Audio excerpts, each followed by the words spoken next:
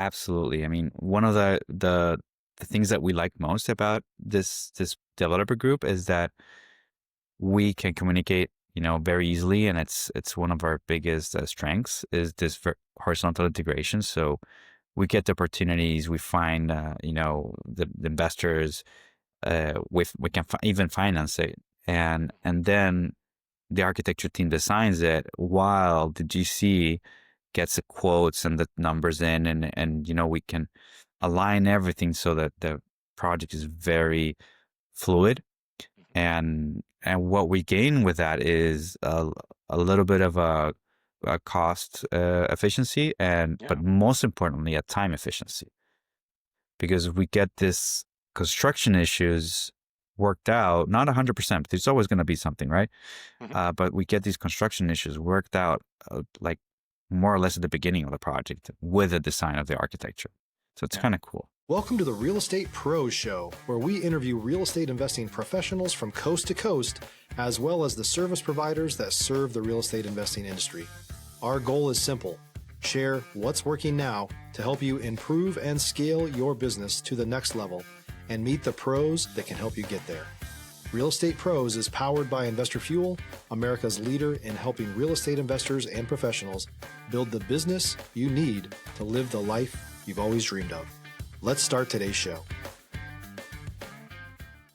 Property insurance for real estate investors doesn't have to be difficult, but it does need to be there to protect you when you need it. MyInvestorInsurance.com not only provides insurance at 15 to 30% cheaper than traditional agencies, it's built specifically for real estate investors like you. You can set up an account in about 2 minutes, get quotes on properties, turn on and turn off insurance for your fix and flip or rental properties in around 2 minutes without having to talk to anyone directly, all through our portal. There's no better way or faster way to make sure you've got the coverage you need to protect you, and no more lengthy policies either. Once you're set up, you're billed monthly and prorated by the day for however long your policy is active. It's powered by MSI, the third largest independent MGA, with 1.5 million customers and more than $1 billion in cumulative premiums written. Get set up today in about 2 minutes at myinvestorinsurance.com/fuel. Hey, everybody. Welcome to the Investor Fuel Podcast. I am your host, Skyler Byrd, and today I am joined by Matias Daroch. Hopefully I got that pretty close. But Matias, I am absolutely, very excited to speak with you today because you get to see the real estate industry through two unique lights. So yeah, I'm really glad you're able to hop on the podcast today. Well, thank you so much for having me. That's my pleasure. Absolutely. And Matias, he is both an architect and a developer. So Matias, would you mind kind of, just letting our audience know a little bit about your background, how you found your way both to the United States and into real estate? Well, I'm originally from Chile, and I came to the U.S. in 2016 in Miami. I had some background before in Miami, as I grew up like till I was like 7 years old. So I just came and go all the time, and eventually I like to call it like I came back. And when I came back, I had finished architecture school like 2 or 3 years previously in Chile, and I came to work on real estate developments. Starting small, of course, the affordable single family residence, doing that, building something new, selling it, and doing the loop 2 or 3 times a year. Okay. And I wasn't gonna get my architecture license at first, but I realized that, you know, architects here weren't like working with the mindset of as a developer, as a real estate developer. Yeah. And that's when I said, you know what, I'm just gonna get my license, do it myself, and that's how I started the journey. I working with the real estate development, and once I got licensed, I founded my architecture firm to work on those projects I already had started. Yeah. And eventually I partnered up with another GC and a realtor, um, and we founded our own developer firm to do exactly the same thing. Nice. So as you were telling me earlier, you're very horizontally integrated, and that seems to give you a really good leg up on the development side. Is that right? Absolutely. I mean, one of the the things that we like most about this developer group is that we can communicate, very easily, and it's one of our biggest strengths is this horizontal integration. So we get the opportunities, we find, the investors, we can even finance it, and then the architecture team designs it while the GC gets the quotes and the numbers in, and we can align everything so that the project is very fluid. And what we gain with that is a little bit of a cost efficiency, but most importantly, a time efficiency, because we get this construction issues worked out, not 100%, but there's always going to be something, right? But we get these construction issues worked out like more or less at the beginning of the project with the design of the architecture. So it's kind of cool. Stop living on an island and join the #1 mastermind in America for professional real estate investors. Investor Fuel is a community of hundreds of the nation's top investors working together to build stronger businesses and better lives. In addition to the amazing community of real estate investors acting as a board of advisors for one another, Investor Fuel members have access to 100% funding on purchase and repairs for our members only, a health insurance program, and benefits and discounts that more than pays for the membership of most of our members, meaning it's actually costing you money to not be a member of Investor Fuel. If you're looking to scale your business and build a business that allows you to live the life of your dreams, please visit investorfuel.com today and book a call with our team. That did say very cool.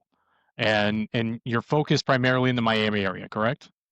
Yeah, we focus in the Miami area mainly for the hub that it means with Latin America, with Europe.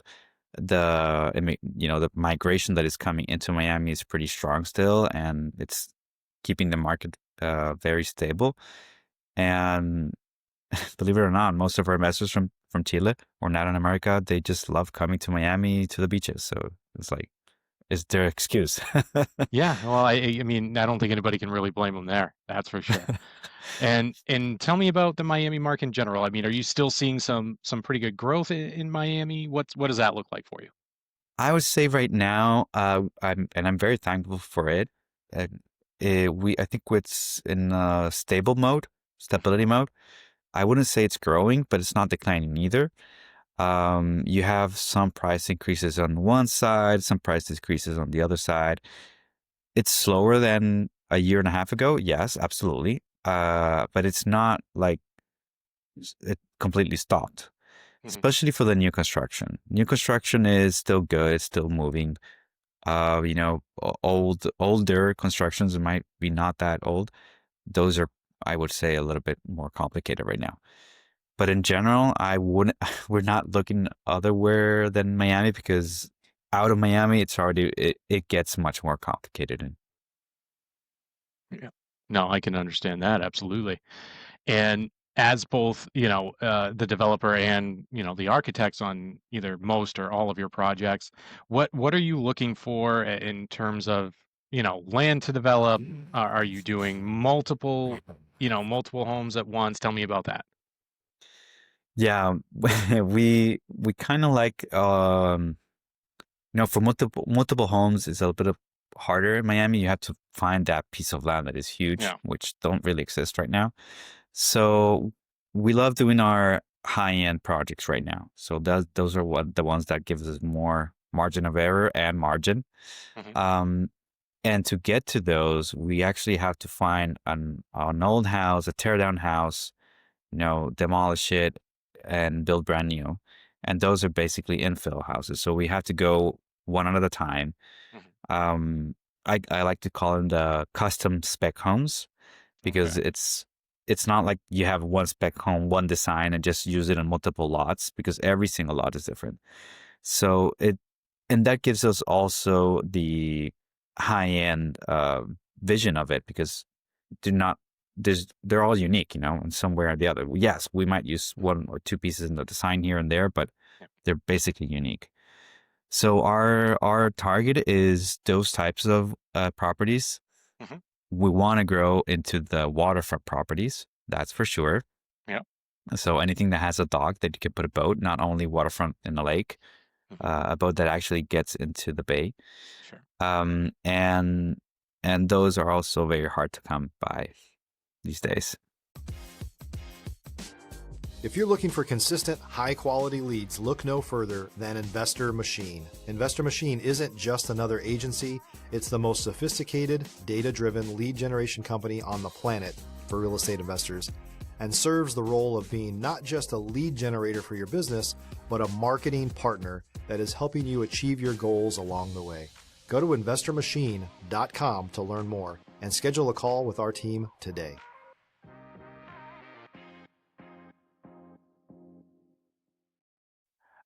I would imagine. And would you be kind of looking for the same, at that point, the same type of project, an existing property where you can do a tear down and do brand, and go brand new again, or is it more renovation at that point? What does that look like for you?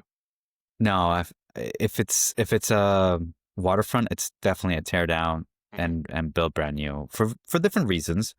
And I can get very technical, but we have the FEMA and the flood elevation issues that older homes don't comply with, so you still have to bring them up, which is very inefficient. Yeah. But especially because with the new construction, it's much faster, it's easier to build, and you can use the lot space more maximize, you can call it, because developers all today, we love to maximize the lot, put as much AC area you can in it. Yeah. But when you do it with a certain thought of today's world and today's zoning codes, it's I would say much more efficient and much more comfortable in the end. Okay. All right. And I know you're focusing on the high end, side of everything. And so when you say high end, are you talking about properties that where you're putting in, basketball courts and stuff like that to the, on the outside and different casitas, or what does that look like for you? Today, high end is a very broad aspect. Is anything, for us, it's anything that is over $3 million, $4 million in the sale price. But we're talking about like in construction style, architectural style, high windows, big windows, lots of natural light. It could be a flat roof or could be a slope roof. That really doesn't really matter in the high end stuff. But it has a nice landscaping. The kitchen appliances are top of the line. Yeah. It has finishes that are out of this world, and one bathroom per bedroom is a must. Yeah. And those are small details that make it a high end product. But it's also about the neighborhood, because any property in the waterfront that you can get into the bay, I would say has to be a high-end project today. Sure. But there's neighborhoods that are, one street is a normal, you could say a $2 million project, but in front of it, it's a $8 million project. So it kind of depends there. Absolutely. Okay. Thank you. Appreciate you clearing that up. It was interesting. I was going through my head trying to figure out, say, okay, exactly like on the high end side, how high end are we talking? And that is good to know. So how right now, since you're operating in Miami, how are you finding, these current properties? Do you have a team that's out there that's actively looking for them? Are people bringing you these deals and looking to come in on the development side with you? How does that work for you and your business? First off, I want to say I would love that someone bring in the properties to us. That would be my dream. No, we have on one of the partners is a broker, realtor, and he is the person that is like in charge of looking for these opportunities, going out, networking, looking every single morning, for what's new in the market to sell. And when he finds something, he shows it to me.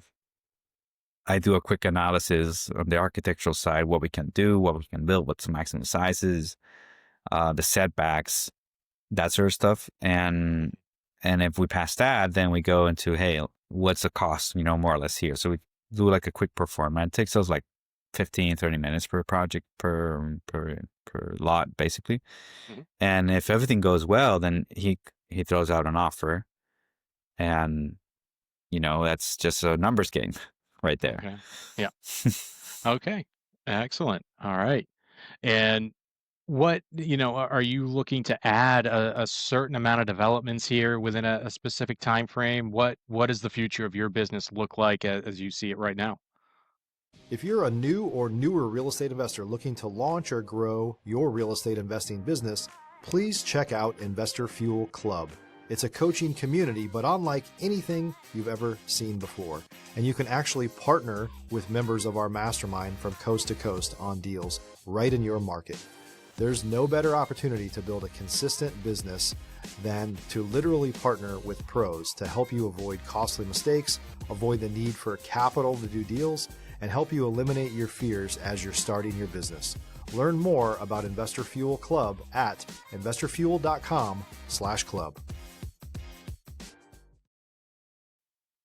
There's one thing I didn't mention before that Please. I maybe have to mention now to answer your question. So I started the architecture firm right after I got licensed, but right now when we founded the developer firm altogether, I'm also managing that firm. So I have two answers for that. One for the architecture firm. We're looking to do 10 new projects a year Okay. with different clients, not only for the developer group. But on the developer side, we're looking to have 4 new projects a year. So that's like kind of our targets and goals. And we're talking about, a 1.5 or 2.5 million plus, a 1.8 million plus, and 1.10 million plus project. Okay. Excellent. I don't. And on the architecture side, yeah, let people know what kind of projects are you looking for there if they're not your own development. So the architecture side, because we're so focused on on working with investors and other developers, we kind of have that view of both sides, the developer side, the architecture side, understanding the codes, but understanding also the cost of construction, the marketability, what sells, whatnot. So I'm very proud to say that we have that mix there and expertise. And we've always been that contemporary style architecture firm working for investors in South Florida market. So that's like a kind of our niche. Today, if you ask me, we're doing single family, we can do multifamily up to 30 units, 20 units, something like that. Mhm. My ideal project today would be doing that a luxury or high-end, whatever you want to call it today, multifamily that is, like 20 units. There's a few lots that are smaller that you can have that pool area, the features, amenities in 20 or 30 units. And that's kind of like the top project for me right now. Okay. Nice. No, absolutely. And I'm kind of curious here. So, as far as one of your developments, how long does that take to go from groundbreaking to finishing the final project? What does that time frame look like right now? Well, for groundbreaking, that's basically just the construction phase. So that's taking us in a single family, let's say a 10,000 square foot home. It's taking us between 16 and 18 months, more or less, to finish. Okay. And then add that, we're adding in on our pro forma right now, we're adding it like 3 months to sell Mhm. after, having the certificate of completion. But we actually start selling like 3 months before. So it's Okay. like a 6-month period. And before that, the permitting phase is about 10 months and just looking for the lot. That depends, So we actually count from the moment we buy the lot until we sell the lot. That's our development period. Okay. And how long is that in total, would you say? I would say it's between 28 to 32 months, more or less. Yeah. Okay. Yeah. So, just a little bit less than maybe Yeah, 3 3 years, two and years. a half, Yeah. 3 years. Yeah. Yeah. All right. So for you, really, when you're choosing projects to take on, you really have to know exactly what you're doing, be able to project out what the numbers are really going to be, because this is a long period of time for you and your company. Absolutely. And it's basically marrying between us, marrying with investors. And it's also thinking about the future, and structural wise, legal wise, and financial wise. Those 3 years do go by fast, very fast. Yeah. But you still have to be very smart on the process and how you structure everything. Okay. So let me ask, what in your experience that you've had so far with this, what has been one of your biggest headaches or things that has been kind of kept you up at night on one of the projects? What's happened? Well, there's a lot of things. What can Yeah. I say? Yeah. We went into a project that was in a historic development. I hate to say it, but yeah, it was a mistake. It was a headache. It took a year longer than it should have, in permits. And once we went out of that and we started construction, that's amazing. We can go all, you know, full speed. We realized that it wasn't that. The construction itself is fast, but all Yeah. the paperwork that we had to do afterwards, because it was in a historic district, that made it a little bit slower. So that was a big headache. We Yeah. thankfully are just a few weeks away of finishing it finally. And Congratulations. thank you. And it's still going to be a good project because it's in a very desirable neighborhood. Mhm. And it's one of the first or the few new homes that are in the neighborhood because it's in a historic district. So, Yeah. that was a bad, and I wouldn't do it again. I highly recommend to get away from anything historic related. Yeah. Um, and then I have a few other that is, a subdivision project that everyone said it was like a year and a half to take, and it's been 2 years, and we're a little bit closer, but things change in the process, and you have to, the permitting or the people that are looking at the subdivisions to approve it change, and those things you don't account for. So that was another thing that I would say. If you want to do it, just think for the 3 years right away before starting anything. That that is a good piece of advice. Absolutely. Oh man, I can't imagine what kind of paperwork you had to fill out to build in a historic district. Um, that I could see getting nosebleeds over something like that. So It's more about the people actually in the neighborhood, meeting with them, getting to understand what the vision is. And, Mhm. and once, and, and we got it barely approved.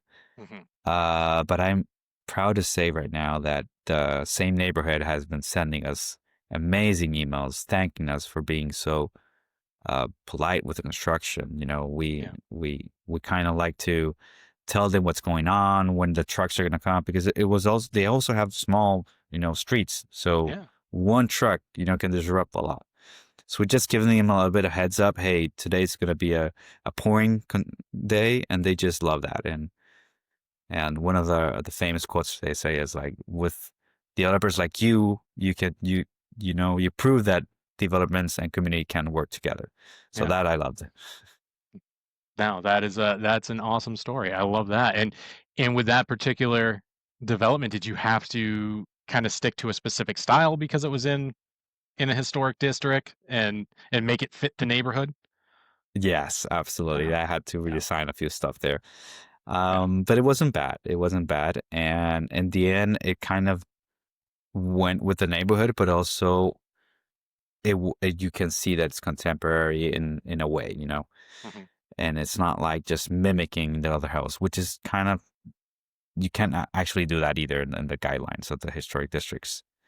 But yeah, at the end, one of the architects of the board, of the historic board, told us that it was like kind of a new style for the street. So that was also nice.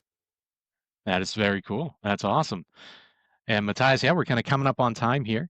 So if anybody's in South Florida, in the Miami area, and especially wants to build in a historic district and give you a lot Please more don't. headaches there, but how can someone get a hold of you for on the development side, architecture side? Tell us that. Yeah, so the best way is just going to our website and you can find our contact information there, mikarchitecture.com.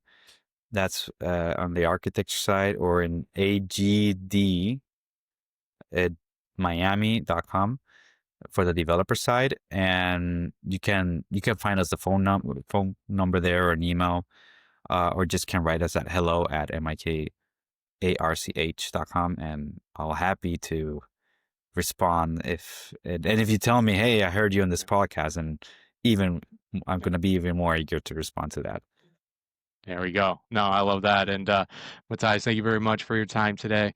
To all of our listeners out here, if you've got anything of value from this conversation, please hit subscribe. We have got many more interviews coming down the road, just like always, and we will see you all in the next episode. Thank you. And thank you. Thanks for joining us for today's Real Estate Pros Show. You can learn more about the amazing benefits of the Investor Fuel Mastermind community, including surrounding yourself with hundreds of other rock stars, 100% financing for your deals, and members-only discounts from vendors you're likely already using that, as a member of Investor Fuel, will save you more than the cost of your membership.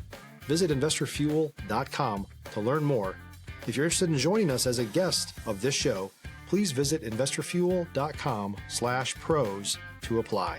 You can also check the show notes for access to free resources, how to get access to world-class lead generation, and much more. Don't forget to subscribe so you never miss another episode. Have a great day. We'll see you on the next show.